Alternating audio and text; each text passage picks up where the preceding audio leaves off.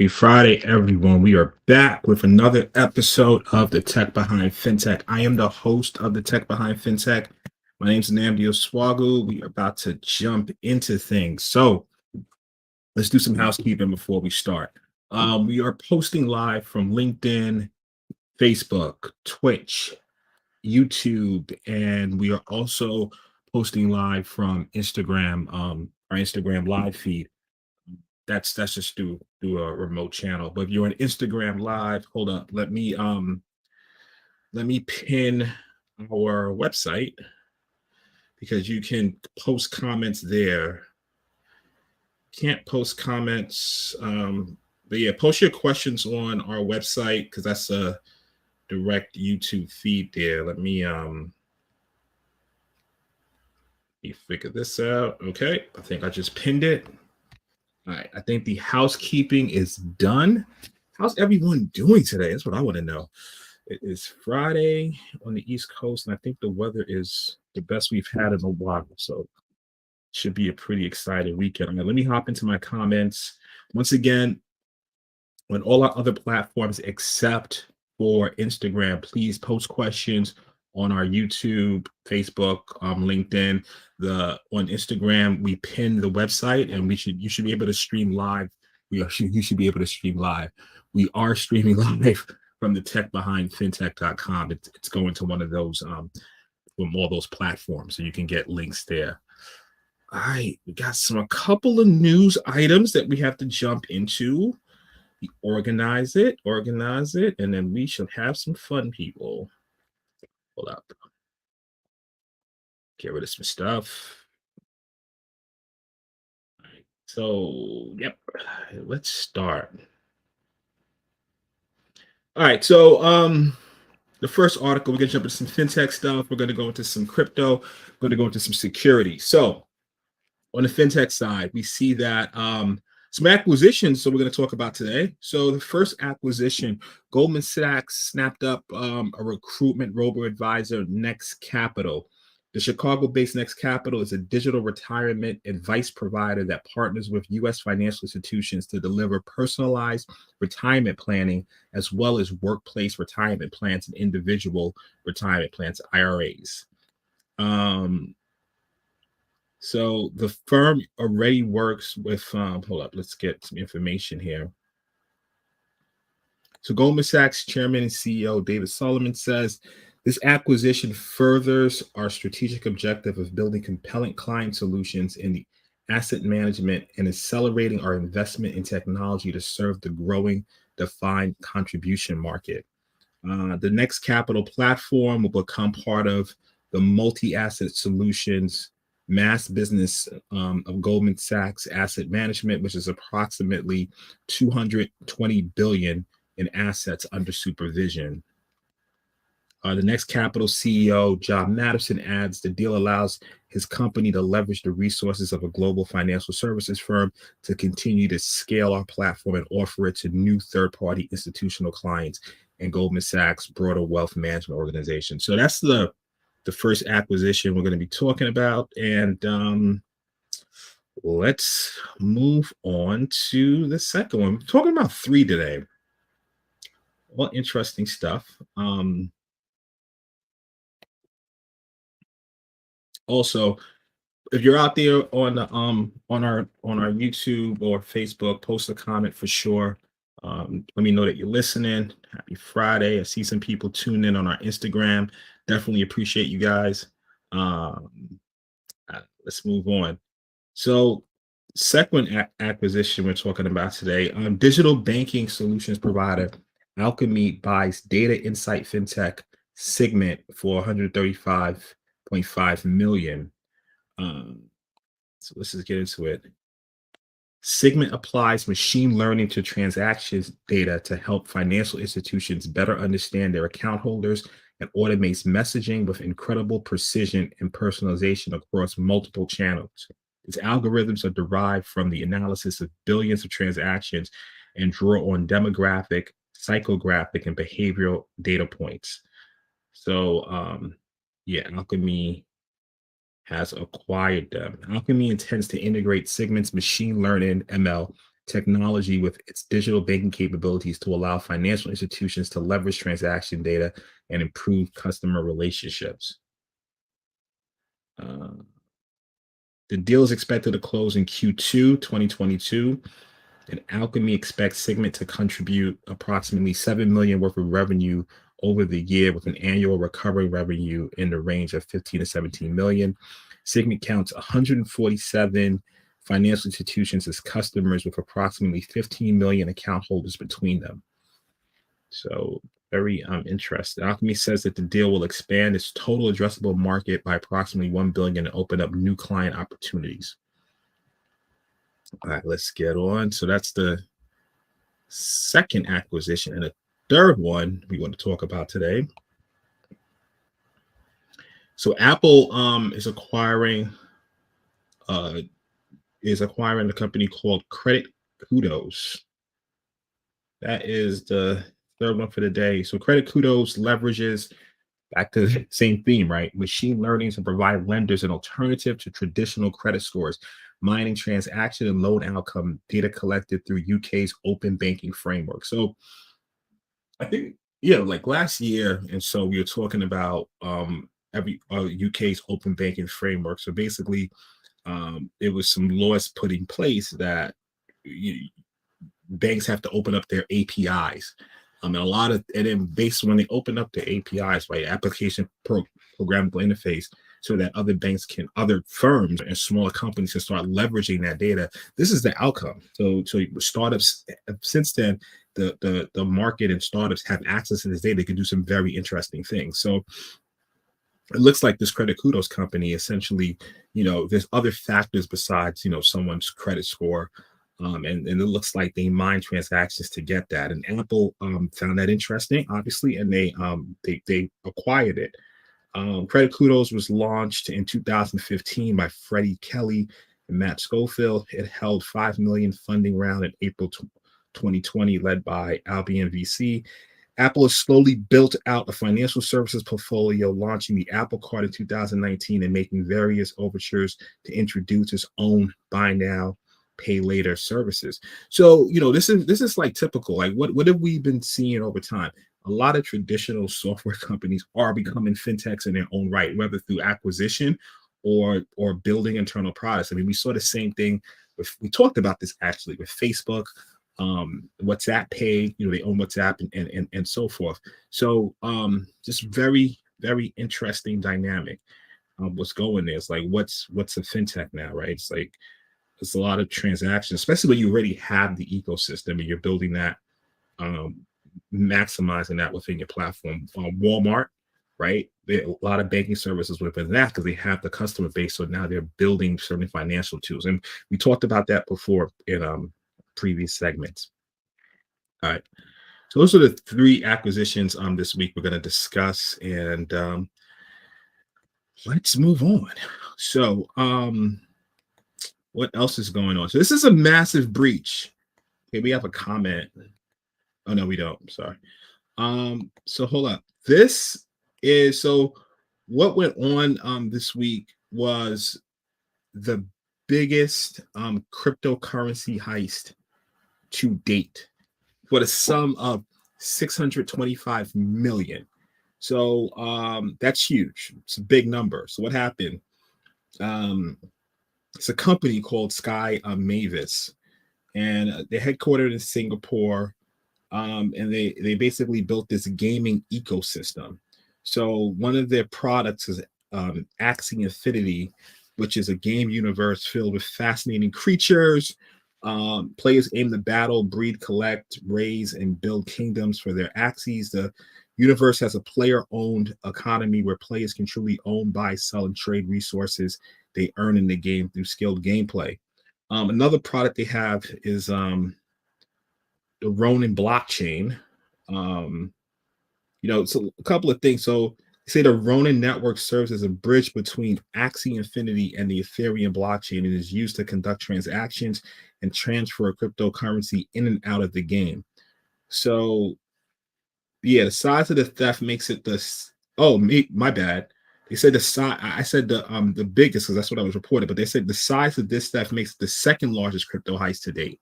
according to blockchain analysis firm Elliptic. So yeah, so it's conflicting news. Like I have to get that right. Crypto today, and this one says a second. I have to confirm which of those are true. But all right, let's get into the actual. Let's get into the actual issue right here. Like what happened. So essentially, over a 6-day period, companies' employees were oblivious to a breach of their network, and 625 million in cryptocurrency was being siphoned out of it's basically being extracted. So let's just get into some security terms real quick. So, when something's in your network and you have no clue that it's there, but things are happening behind the scenes, is usually referred to as an advanced persistent threat, right? Because it's there. It's not in this case, it's not even dormant. Like sometimes with APT threats, it could be dormant in a sense that nothing's really happening. They're there. They're trying to escalate permissions, going laterally, trying to see what data they can extract. In this case, it's not data; it's actually money. So they the hackers gained control of basically 5 of the 9 validator nodes in the Ronin network after locating a network backdoor. So they made off with about 173,600 ether. And I think ether right now is over 3K. So do the math. And they also got 25.5 million in USDC. So USDC is a stable coin. So what does that mean when we talk about stable coins? Essentially, it's matched to the dollar, right? So, and usually, you would have stable coin in existence, so that because the other cryptos are pretty volatile. So let's say that you have some digital currency and you don't want to take it out, and it's a fiat meaning actual like money, like a dollar or something like that. You want to keep it digital, but you don't want to deal with the volatility. You'll have something called a stable coin. So there's quite a few, like Tether. So USDC is one of them, and it looks like they made off with 25.5 million of those and 173,600 ether coins. So at 3K a pop. I think that's the latest price of ether. Last I checked, it was about 3,200 or so. I didn't check the price today. So, like I said before, an advanced persistent threat is a stealthy threat actor. Typically, it's a nation state or state sponsored group which gain unauthorized access to a computer. We don't know reports of who the actual group who did it has not been reported. But what's interesting, so see, here's the deal, right? When you commit these types of acts, and those guys, if you're on Instagram, you're not going to be able to see the what I'm posting, because I actually have like a behind the scenes a PowerPoint that takes some of these articles and I put some screenshots. So you're not going to see that on Instagram. So if you want to see that, just go to the pinned link below, Tech Behind FinTech, and you'll be able to click on one of the links so you can watch it live on YouTube or LinkedIn, and you'll see these things I'm posting. So what's interesting about this, so what I'm posting right now, here's the deal, right? When crime is committed, whether it's ransom and they ask you to pay them a certain address in crypto, it's public. So if you go to, I'm posting right now a screenshot. It's an Etherscan. Basically, the money that they stole is literally viewable. Like you can actually see this live. So and right now it looks like they don't really have a how do I phrase this? They don't have a way of getting this money out without getting exposed at this time. So it looks like they're making small transactions, but the bulk of the money or the coins, the ether coins, are still in the public, in the wallet. So we're basically can see it real time in Etherscan. Let me see if I go back, exit the full screen. Hold on. Let me see if I have that Etherscan link somewhere. I would like to post it for you guys. Unfortunately, I'm sorry, guys. I don't have that Etherscan link in the notes, but no, fortunately, I don't. Apologize for that. I was gonna post it in the comments, but I mean, it's big news and it's definitely around. Do I have? I think I messed up. I don't have. I just have like the notes from the article. I don't have the actual link. I have the link to the Axie white paper. So when these white papers, so when these type of blockchain projects, they usually have like a white paper company describing, how it works and what they're going to be doing. So, I mean, this is a huge breach. This is definitely huge. Huge, huge, huge, huge. I'm trying to get some other information real quick.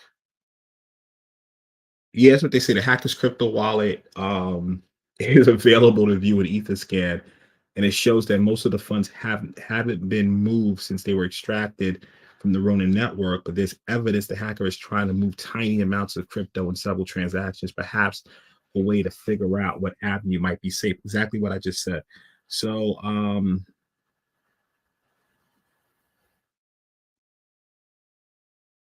let's get some other information. So yeah, on the Ronin network, they say the validated key scheme is set up to be decentralized so that it limits an attack vector similar to this one, but the attacker found a backdoor through our gas-free RPC node, which they abused to get the signature of the Axie DAO validator.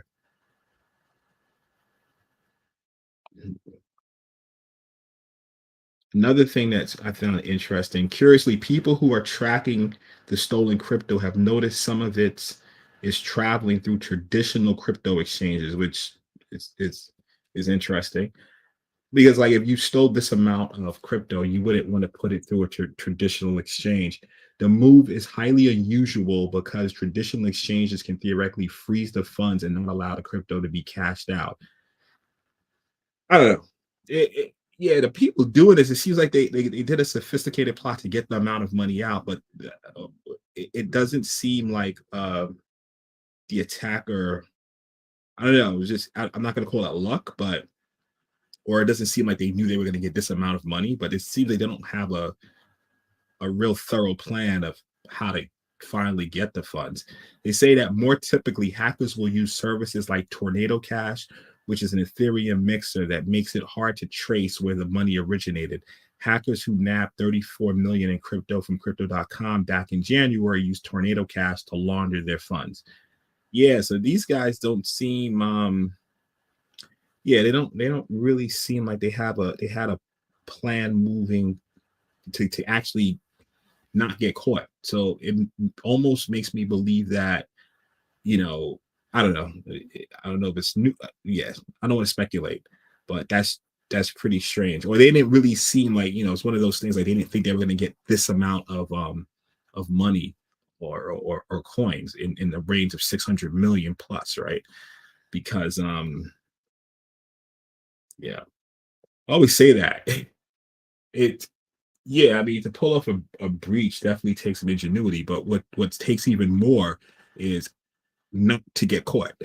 Like, especially when you're dealing in that crypto space where like, yeah, all everything is so tracked. So in reading and researching this particular article is my first time even hearing of tornado cash. So obviously I'm not a person who does this myself. But I find it interesting to look into what tornado cash is in terms of it being an Ethereum mixer that makes it hard to trace where the money originated. Just find it interesting just for a knowledge perspective to know. All right. I think we spent enough time on that article. Um, hold up. What's our next one? Yeah, so this one, like last week, we talked about the Okta breach. So Okta's behind the scenes, they offer security services in terms of single sign-on and so forth for plenty of companies. They got breached due to one of their vendors, Cyto, and then come to find out that vendor has another vendor that they worked with So it's like vendor after vendor. So monitoring your third party vendors and ensuring the necessary due diligence is extremely important. So Okta depended on Cyto, and Cyto, from what I've read and more stuff coming out, I want to get the correct company. So correct company. I don't want to misspeak here, but yeah, Sykes. I think Cyto has another vendor than because Cyto's a huge customer service help desk company. I think they have a company called Sykes that they worked with as well. So we talked about this last week, but we have enough details. But it looks like the employee's laptop who was compromised had an Excel file with username and admin passwords in the clear. Huge no, right? Like, you just don't do that. So it looks like they have a password manager, because usually you put your passwords in some sort of password manager. There's many services, and that encrypts the password and so forth, because obviously if someone gets control of your machine and they go through, I mean, it's a common joke, right? They go through your directory and they find a file called passwords, right? And it's a text file, and guess what? The password, and it has like username and passwords. Then they can use that information to start further trying to escalate their permissions and their user access perms, and start going into more places that you don't want them to go. So let's read this. So the efforts to infiltrate a company used by hundreds of so it impacted, at the end of the day, it impacted 366 of Okta's customers, but they say that one of the files they discovered on the victim's compromised system was a spreadsheet named DOM admins dash LastPass XLX. It's an Excel file. That file was exported from a popular password manager application and contained domain administrator user accounts passwords, which helped Lapsus breach additional systems. Lapsus is the group. This group is crazy, right? It's run by a 16-year-old who just recently got doxxed. When they say doxxed, meaning exposed, I guess he had a falling out with some team members, and they put his real name and information publicly. From what I've read, that's a whole other story. Yeah. So according to the timeline, the hackers accessed a spreadsheet on Cyto's internal network early on January 21st. The DOM admin's LastPass. The file name suggests that the spreadsheet contained passwords for the domain administrator accounts that were exported from Cyto's employees' LastPass password manager. Cyto spokesman Matt Hefe did not dispute this characterization when reached by TechCrunch, where I got this from, prior to publication, but instead declined to comment. A day after the publication, Cyto said in a statement that the spreadsheet simply listed account names from legacy Sykes, but did not, Sykes is the other vendor, but did not contain any passwords, but did not offer any evidence for this claim. They said it didn't contain passwords, but basically there's no evidence that it did not contain passwords. They just mentioned it in a statement.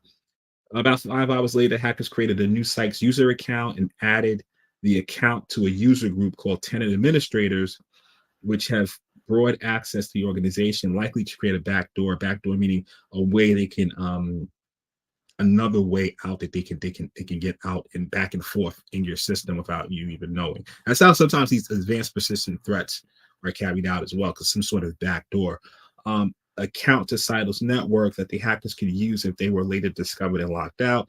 The Lapsus hackers were compromising Okta's network at around the same time, according to the timeline of events. So the UK police said that last week they had arrested 7 people connected to the incidents, all aged between 16 and 21. Wow, man. What were you doing at 16 and 21? These guys are pulling off multi-million-dollar heists. Okay. Listen, how far are we in? That's 27 minutes of me rambling. So think that's good for today. Let me remove this, get back to the screen. Oh, I'm sorry. Get back to this main screen. So listen, that's today's show. I'm gonna look for some comments because I know sometimes I end and then somebody might post a comment or a question. So I'm gonna give it a second. While I do that, if I'm not mistaken, next week's episode. Wait, give me a second. I'm gonna confirm it. We have a guest, actually our first guest of the year. Let me confirm it. Yeah. So next week episode, we're gonna have Chigozie Iwu. He is the founder and CEO of Naja Crypto, a cryptocurrency exchange in Nigeria. So that should be a very, very interesting conversation. He's a recurring guest. He came before. Always have great conversations. Still working on a title, but I have a lot of different things I want to ask him and talk to him about, especially with the state of crypto, everything going on. So it should be a very, very exciting show next Friday. Not saying that all our other shows are not exciting, but I get excited when I have some company on and we can like dive into stuff, especially one of his experience in the blockchain and crypto space. So you definitely should want to tune in to that episode next week Friday at 12 p.m. EST. So and then when we have guests, we'll start the marketing early, so you'll see some posts on the platforms that we on our platforms. We have the Tech Behind FinTech.com. We go live on Facebook, YouTube, LinkedIn, and so forth. So okay, I don't see any comments from the audience, so I think about to end the show. So as always, listen, thank you very much for tuning in. Definitely appreciate it. Been at this for a while. This is our 69th show. So just doing this weekly for over a year now, consistently. So definitely thank you for viewing it. Really appreciate you guys. Once again, my name is Nnamdi Osuagwu. I'm the host of the Tech Behind FinTech.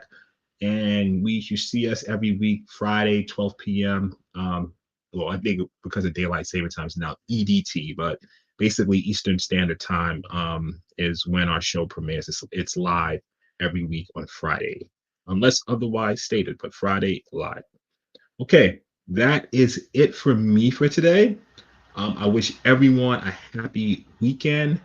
Cheers and take care. Thank you for tuning in. All right, let me